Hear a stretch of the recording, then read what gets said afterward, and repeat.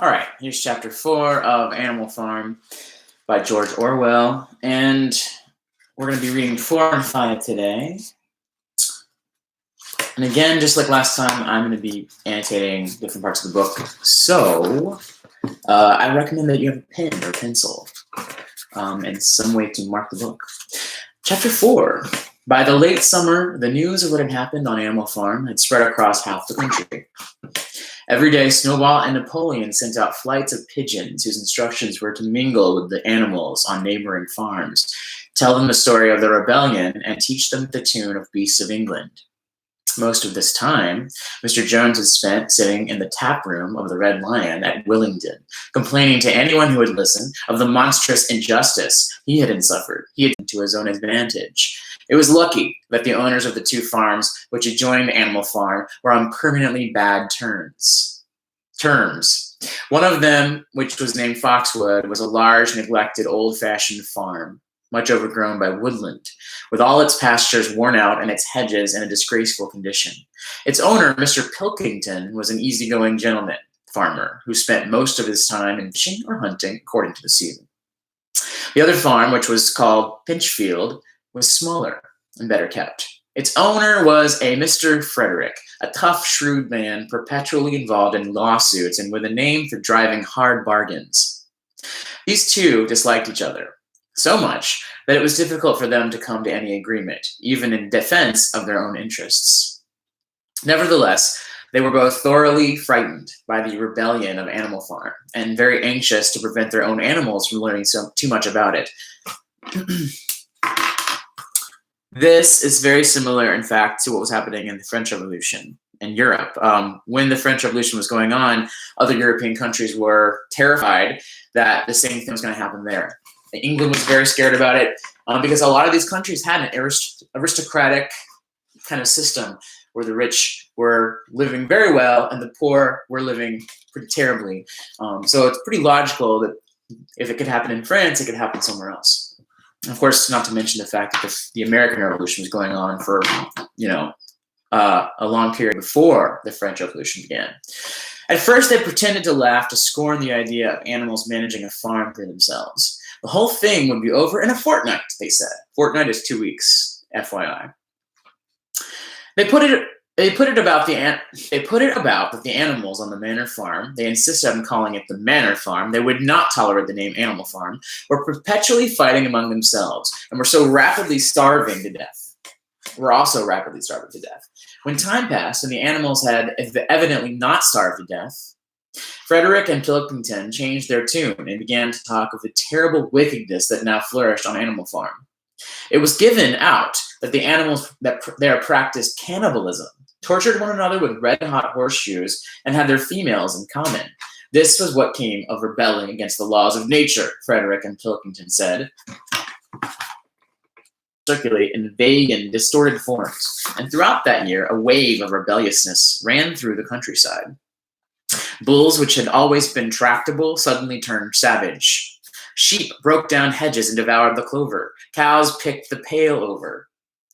Hunters refused their fences and shot their riders on to the other side. Above all, the tune and even the words of Beasts of England were known everywhere. It had spread with astonishing speed. The human beings could not contain their rage when they heard this song, though they pretended to think it merely ridiculous. They could not understand, they said, how even animals could bring themselves to sing such contemptible rubbish. Any animal caught singing it was given a flogging on the spot. And yet the song was irrepressible. The blackbirds whistled it in the hedges. The pigeons cooed it in the elms. It got into the din of the smithies and the tune of the church bells, and when the human beings listened to it, they secretly trembled, hearing it in a prophecy of their future doom. Early in October, when the corn was cut and stacked and some of it was already threshed, a flight of pigeons came whirling through the air and alighted in the yard of Animal Farm in the wildest excitement. Jones and all his men, with half a dozen others from Foxwood and Pinchfield, had entered the 5-barred gate and were coming up the cart track that led to the farm. They were all carrying sticks, except Jones, who was marching ahead with a gun in his hands. Obviously, they were going to attempt to recapture the farm. Will they do it, is the question. This had long been expected, and all preparations had been made. Snowball, who had studied an old book of Julius Caesar's campaigns, which he had found in the farmhouse, was in charge of the defensive operations. He gave his orders quickly, and in a couple of minutes, every animal was at his post. As the human beings approached the farm buildings, Snowball launched his first attack. All the pigeons, to the number of 35, flew to and fro over the men's heads and muttered upon them from mid-air. And while the men were dealing with this, the geese, who had been hiding behind the hedge, rushed out and pecked viciously at the calves of their legs. However, this was only a light skirmishing maneuver, intended to create a little disorder, and the men easily drove the geese off with their sticks. Snowball launched his second line of attack. Muriel, Benjamin, and all the sheep, with Snowball at the head of them, were too strong for them. And suddenly, at a squeal from Snowball, which was the signal for retreat, all the animals turned and fled through the gateway into the yard. The men gave a shout of triumph. They saw, as they imagined, their enemies in flight, and they rushed after them in disorder. This was just what Snowball had intended. As soon as they were well inside the yard, the 3 horses, the 3 cows, and the rest of the pigs, who had been lying in ambush in the cowshed, suddenly emerged in their rear, cutting them off. Snowball now gave the signal for charge. He himself dashed straight for Jones. Jones saw him coming, raised his gun, and fired. The pellets scored bloody streaks along Snowball's back, and a sheep dropped dead. Without halting for an instant, Snowball flung his 15 stone against Jones's legs. Jones was hurled into a pile of dung, and his gun flew out of his hands. But the most terrifying spectacle of all was Boxer, rearing up on his hind legs and striking out with his great iron-shod hoofs like a stallion. His very first blow took a stable lad from Foxwood on the skull and stretched him lifeless in the mud. At the sight, several men dropped their sticks and tried to run. Panic overtook them, and the next moment, all the animals together were chasing them around and around the yard. They were gored, kicked, bitten, trampled on. There was not an animal on the farm that did not take vengeance on them after his own fashion. Even the cat suddenly leapt off a roof onto a cowman's shoulders and sank her claws in his neck, at which he yelled horribly. At a moment when the opening was clear, the men were glad enough to rush out of the yard and make a bolt for the main road. And so, within 5 minutes of their invasion, they were in ignominious retreat by the same way as they had come, with a flock of geese hissing after them and pecking at their calves all the way. Turn him over. The boy did not stir. He's dead, said Boxer sorrowfully. I had no intention of doing that. I forgot that I was wearing iron shoes. Who will believe that I did not do this on purpose? No sentimentality, comrade, cried Snowball, from whose wounds the blood was still dripping. War is war. The only good human being is a dead one. I have no wish to take life, not even human life, repeated Boxer, and his eyes were full of tears. Where's Molly? Exclaimed somebody. Molly, in fact, was missing. For a moment, there was great alarm. It was feared that the men might have harmed her in some way or even carried her off with them. In the end, however, she was found hiding in her stall with her head buried among the hay in the manger. She had taken to flight as soon as the gun went off, and when the others came back from looking for her, it was to find that the stable lad, who in fact was only stunned, had already recovered and made off. The animals had now reassembled in the wildest excitement, each recounting his own exploits in the battle at the top of his voice. An impromptu celebration of the victory was held immediately. The flag was run up, and Beasts of England was sung a number of times. When the sheep who'd been killed was given a solemn funeral, a hawthorn bush being planted on her grave. At the graveside, Snowball made a little speech, emphasizing the need for all animals to be ready to die for Animal Farm, if need be. The animals decided unanimously to create a military decoration, Animal Hero First Class, which was conferred there and then on Snowball and Boxer. It consisted of a brass medal. They were really some old horse brasses which had been found in the harness room to be worn on Sundays and holidays. There was also Animal Hero Second Class, which was conferred posthumously on the dead sheep. There was much discussion as to what the battle should be called. In the end, it was named the Battle of the Cowshed, since that was where the ambush had been sprung. Mr. Jones's gun had been found, lying in the mud, and it was known that there was a supply of cartridges in the farmhouse.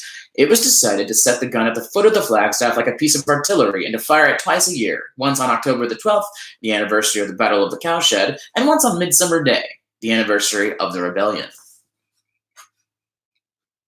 Chapter 5. As winter drew on, Molly became more and more troublesome. She was late for work every morning and excused herself by saying that she had overslept, and she complained of mysterious pains, although her appetite was excellent. On every kind of pretext, she would run away from work and go to the drinking pool, where she would stand foolishly gazing at her own reflection in the water. But there were also rumors of something more serious. One day, as Molly strolled blithely into the yard, flirting her long tail and chewing at a stalk of hay, Clover took her aside. "Molly," she said, "I have something very serious to say to you. This morning I saw you looking over the hedge that divides Animal Farm from Foxwood.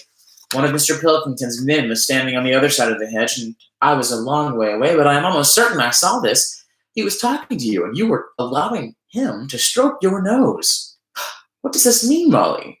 "He didn't! I wasn't! It isn't true!" cried Molly, beginning to prance about and paw the ground. "Molly, look me in the face. You give me your word of honor that the man was not stroking your nose?" "It isn't true," repeated Molly, but she could not look Clover in the face, and the next moment she took her to her heels and galloped away into the field. A thought struck Clover. Without saying anything to the others, she went to Molly's stall and turned over the straw with her hoof. Hidden under the straw were a little pile of lump sugar and several bunches of ribbon of different colors. 3 days later, Molly disappeared. For some weeks, nothing was known of her whereabouts. Then the pigeons repeated that they had seen her on the other side of Willington. She was between the shafts of a smart dog cart painted red and black, which was standing outside a public house. A fat, red-faced man in check breeches and gaiters, who looked like a publican, was stroking her nose and feeding her with sugar. Her coat was newly clipped, and she wore a scarlet ribbon around her forelock. She appeared to be enjoying herself, so the pigeon said. None of the animals ever mentioned Molly again. In January, there came bitterly hard weather. The earth was like iron, and nothing could be done in the fields. Many meetings were held in the big barn, and the pigs occupied themselves with planning out the work of the coming season. It had come to be accepted that the pigs, who were manifestly cleverer than the other animals, should decide all questions of farm policy. I'm underlining that sentence. Though their decisions had to be ratified by a majority vote. This arrangement would have worked well enough if it had not been for the dispute between Snowball and Napoleon.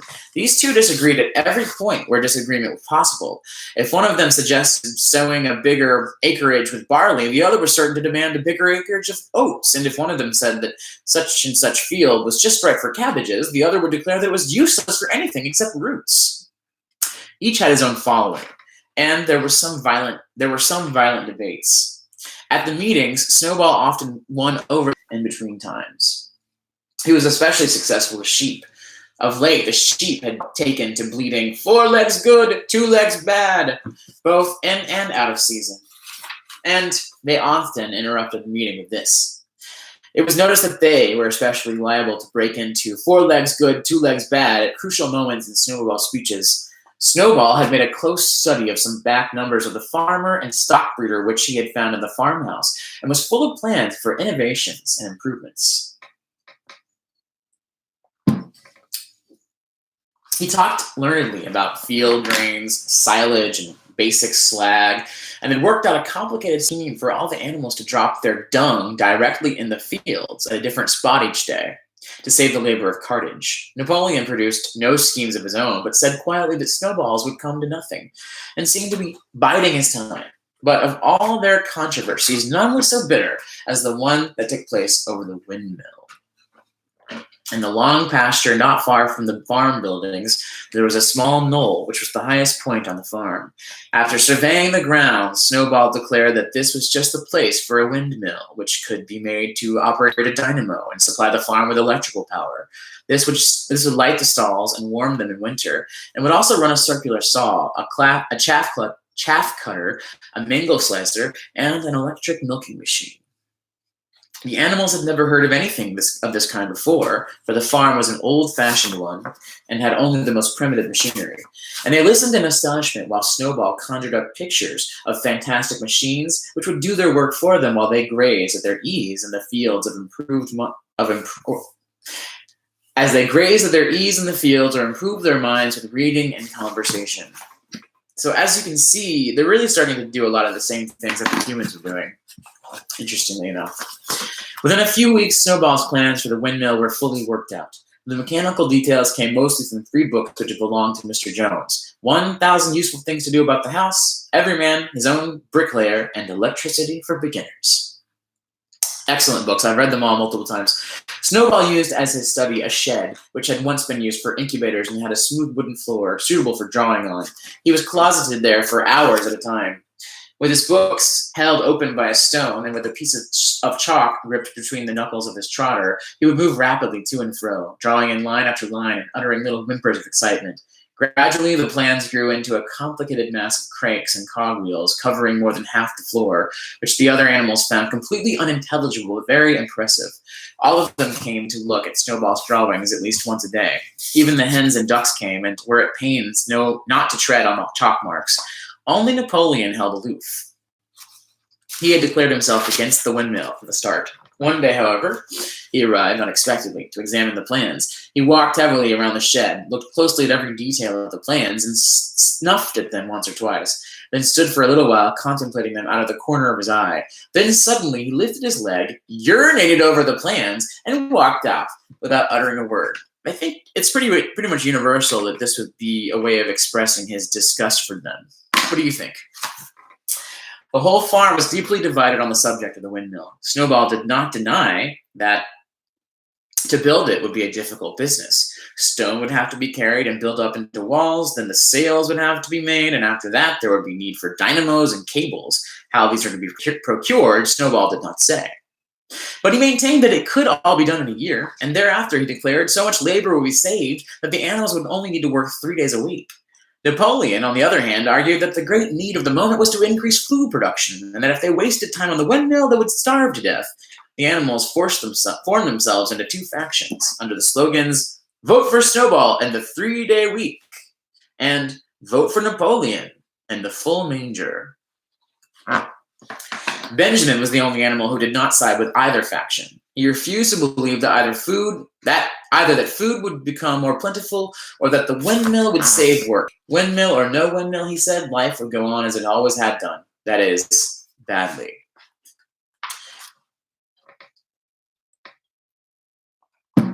Apart from the disputes over the windmill, there was the question of the defense of the farm. It was fully realized that though the human beings had been defeated in the Battle of the Cowshed, they might make another and more determined attempt to recapture the farm and reinstate Mr. Jones. They had all the more reason for doing so because the news of their defeat had spread across the countryside and made the animals on the neighboring farms more restive than ever. As usual, Snowball and Napoleon were in disagreement. According to Napoleon, what the animals must do was to procure firearms and train themselves in the use of them. According to Snowball, they must send out more and more pigeons and stir up rebellion among the animals on the other farms.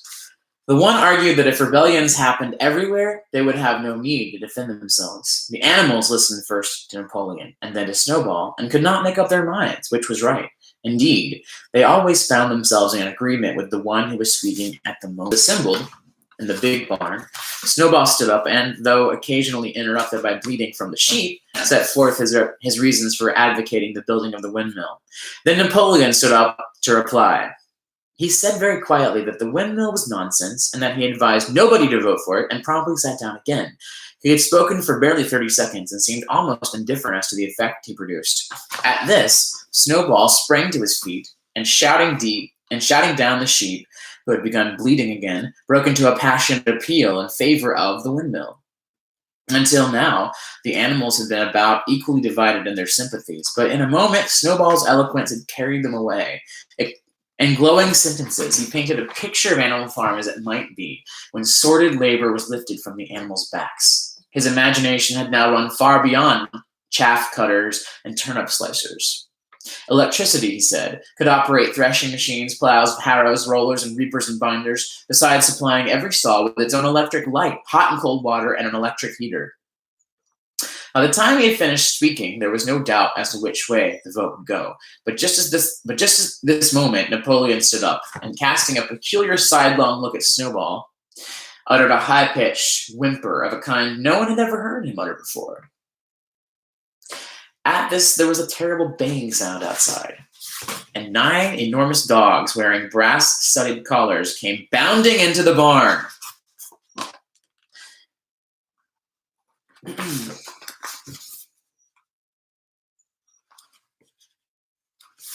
They dashed, too amazed and frightened to speak. All the animals crowded through the door to watch the chase. Snowball was racing across the long pasture that led to the road. He was running as only a pig can run, but the dogs were close on his heels. Suddenly he slipped, and it seemed certain that they had him. Then he was up again, running faster than ever. Then the dogs were gaining on him again. One of them all but closed his jaws on Snowball's tail, but Snowball whisked it free just in time. Then he put on an extra spurt, and with a few inches to spare, slipped through a hole in the hedge, and was seen no more. Silent and terrified, the animals crept back into the barn. In a moment, the dogs came bounding back. At first, no one had been able to imagine where these creatures came from, but the problem was soon solved. They were the puppies whom Napoleon had taken away from their mothers and reared privately. Wow. He's brilliant. Though not yet full grown, they were huge dogs, as fierce-looking as wolves. They kept close to Napoleon. It was noticed that they wagged their tails to him in the same way as the other dogs had been used to do to Mr. Jones. So that's an interesting similarity. Napoleon and Mr. Jones being compared to each other. That's important. Napoleon, with the dogs following him, now mounted onto the raised portion of the floor where Major had previously stood to deliver his speech. He announced that from now on, the Sunday morning meetings would come to an end. They were unnecessary, he said, wasted time. In future, all questions relating to the workings of the farm would be settled by a special committee of pigs, presided over by himself. Meetings are coming to an end. I'm underlining all that about the meetings coming to an end and the committee being formed. These would meet in private and afterwards communicate their desires or their decisions to the others. In spite of the shock that Snowball's expulsion had given them, the animals were dismayed by this announcement. Several of them would have protested if they could have found their right arguments. Even Boxer was vaguely troubled. He set his ears back, shook his forelock several times, and tried hard to marshal his thoughts. But in the end, he could not think of anything to say. Some of the pigs themselves, however, were more articulate.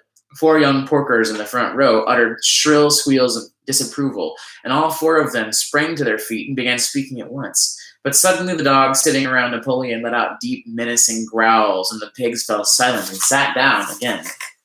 Then the sheep broke out into a tremendous bleating of 4 legs good, 2 legs bad, which went on nearly for half an hour, or for a quarter of an hour, and put an end to any chance of discussion. Afterwards, Squealer was sent round the farm to explain the new arrangement to the others. "Comrades," he said, "I trust that every animal here appreciates the sacrifice that Comrade Napoleon has made in taking this extra labor upon himself.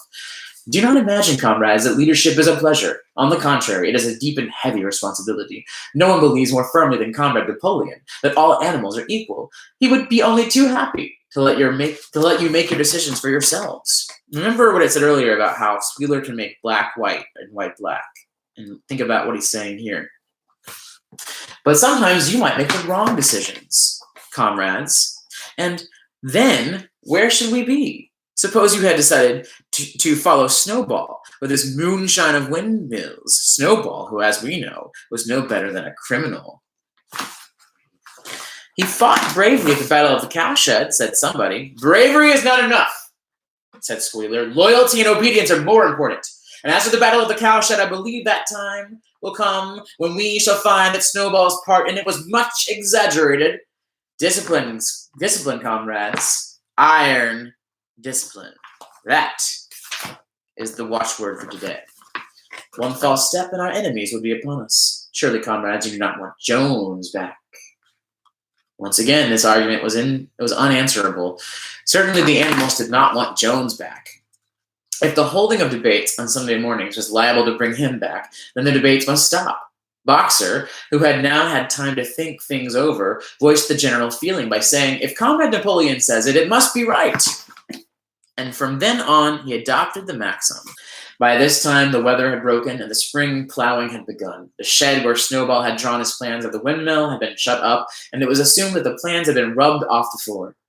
Every Sunday morning at 10 o'clock, the animals assembled in the big barn to receive their orders for the week. The skull of Old Major, now clean of flesh, had been disinterred from the orchard and set up on a stump at the foot of the flagstaff beside the gun. After the hoisting of the flag, the animals were required to file past the skull in a reverent manner before entering the barn. Nowadays, they did not sit all together as they had done in the past. Napoleon, with Squealer and another pig named Minimus, had a remarkable gift for composing songs and poems, sat on the front of the raised platform with the 9 young dogs forming a semicircle around them, and the other pigs sitting behind. The rest of the animals sat facing them in the main body of the barn. Napoleon read out the orders for the week in a gruff, soldierly style, and after a single singing of Beasts of England, all the animals dispersed. On the 3rd Sunday after Snowball's expulsion, the animals were somewhat surprised to hear Napoleon announce that the windmill was to be built after all. He did not give any reason for having changed his mind, but merely warned the animals that this extra task would make very hard work.